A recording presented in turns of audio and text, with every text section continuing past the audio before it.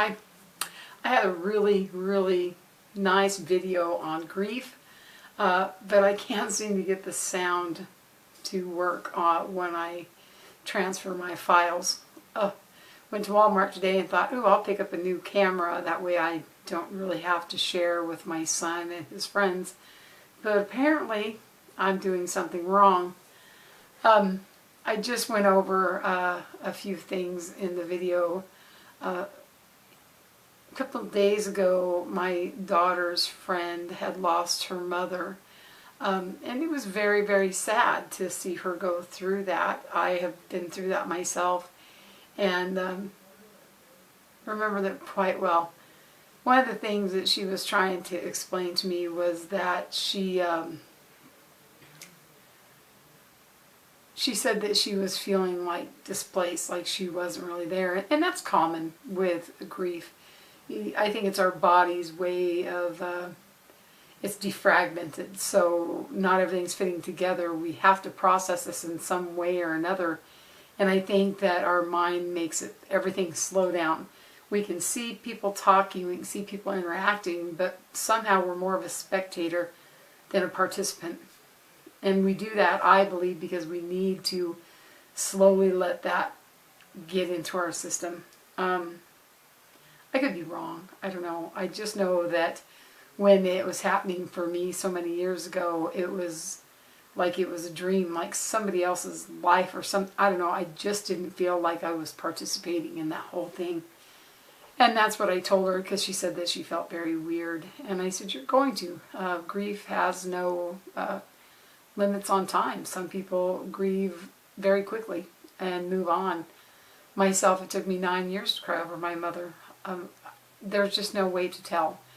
There's not a day that goes by that you don't carry that sadness with you. It may not be in the forefront of your mind, but it's always there in memories or seeing certain things or places or people, whatever.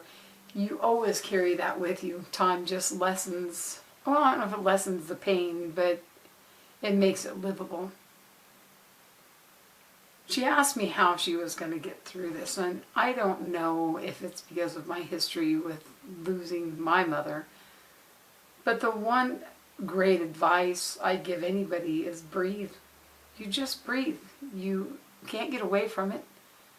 It's not going to go away, and it's not going to become easy overnight. You just have to learn to breathe.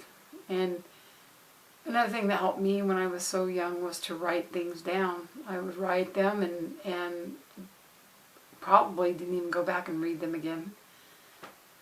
I wrote things down for a long time until one day somebody betrayed my trust and opened up my diary and read everything.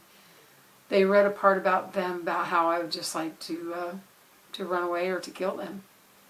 Did I hate this person? No, but I was mad and I had the right to state that. I ended up getting grounded for that.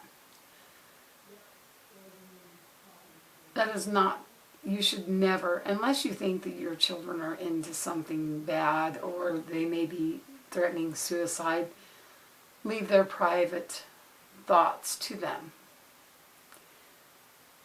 A couple of years after that, I come across this person's diary, and part of me wanted to just get into it and read it, and I picked it up and I thought, no, I'm not going to be like this person was. So yeah, good advice. Leave people's personal thoughts to themselves. The other thing that has been bothering me is that my aunt, I just lost her not very long ago. She was like a mother to me in a lot of ways, and she was diagnosed with lung cancer a year ago, January. And she was like my mom. She was my mom's sister. She was one of the ones that took me in after my mom had passed away.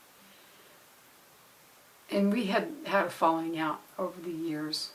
And it doesn't matter who did what anymore or what was said. But it left a big wedge between us. And I think pride and life got in the way and we were never able to get over that.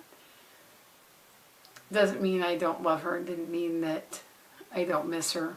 And it doesn't mean that I'm not gonna regret maybe part of me not going out there and seeing her.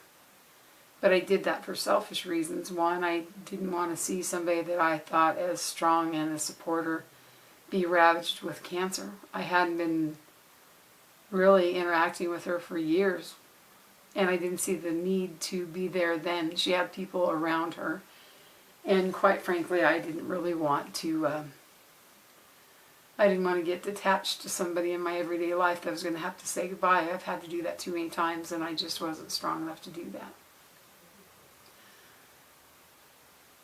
Maybe that makes me a bad person. Maybe it doesn't. I don't know.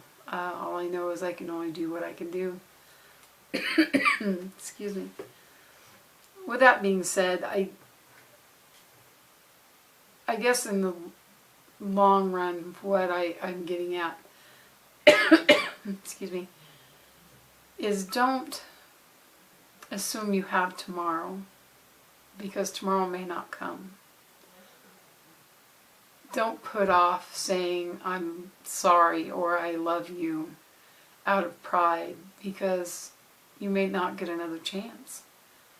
I'm not saying that you need to let people treat you poorly and that everybody deserves anything from you. I'm just saying at the end of the day, you're the only one that's going to live with your regrets. If you have lost a parent or somebody that you love deeply, I'm sorry for that. Nobody deserves that. But please remember, everybody has their own way of grieving. Some people grieve quickly, like I said. It took me a long time. I had a friend a couple of years ago who lost her mother, who was emotionally devastated. And she couldn't understand why it was affecting her, because she had fought with her mom years before and they hadn't talked in like 7-8 years. Doesn't take away the fact that your mom, who was there from the very moment of your life, is now gone, and you feel like an orphan. You feel like there's nobody here for you. She had a right to grieve, even though other people said, well, why do you care? You haven't seen her. That is still her mom, and she still has to have some sort of process of her grief. Anyway, I just wanted to touch a couple subjects today, and a couple of thoughts about grieving and grief. If you find yourself in need, write it down. You're your own best friend. Seek help. And remember, just because the person next to you seems like they're grieving more than you doesn't mean they hurt any more, any less than you. That just means they're dealing with it on a different level. I thank you for coming in and seeing me today and listening to my ramblings, because I'm sure that's what it sounds like. Maybe, hopefully, next week I will have my new camera going. I'm just not sure what's going to happen. I guess I'll go online and troubleshoot. Thanks again for stopping by and spending a little bit of time with me. And we'll see you next time, okay?